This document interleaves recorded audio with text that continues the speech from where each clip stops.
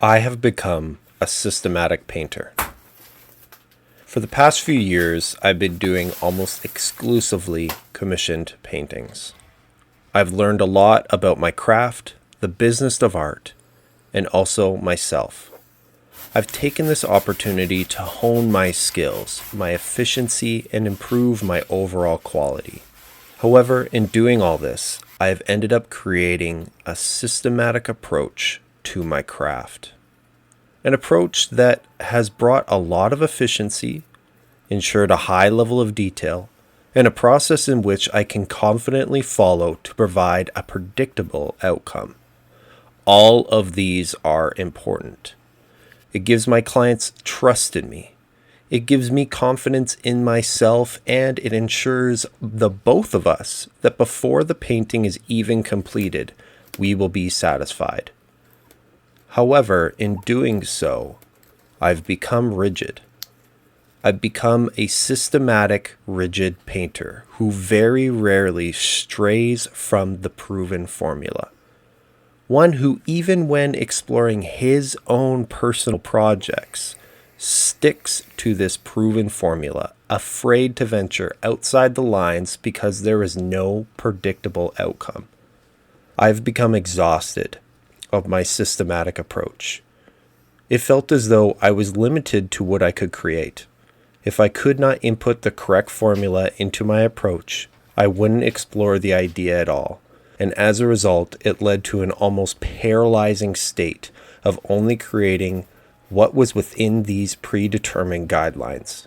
This is something I want to change. No, I need to change. And this is what this painting is all about. Freedom. The goal was to create a simple landscape using this unorthodox canvas that I would normally ignore. I wanted a soft palette and to simply see where the painting took me. This meant no detailed sketch, no meticulously curated pre-mix palette, and a loose reference of which I just liked.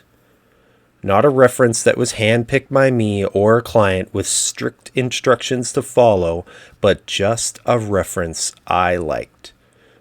This was freedom. After the initial anxieties of breaking the systematic approach had faded, there was an overwhelming sense of excitement, similar to that of discovering a new hobby or pastime. I really started to appreciate the time I had to just paint.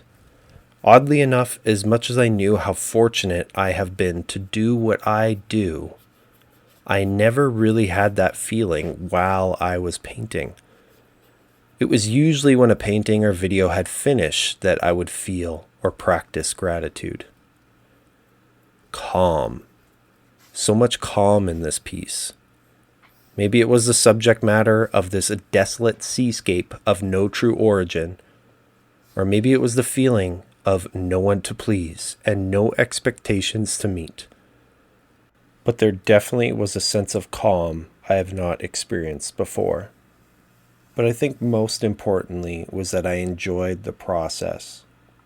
The process of mixing the paint on the fly, putting the paint where I felt it needed to go.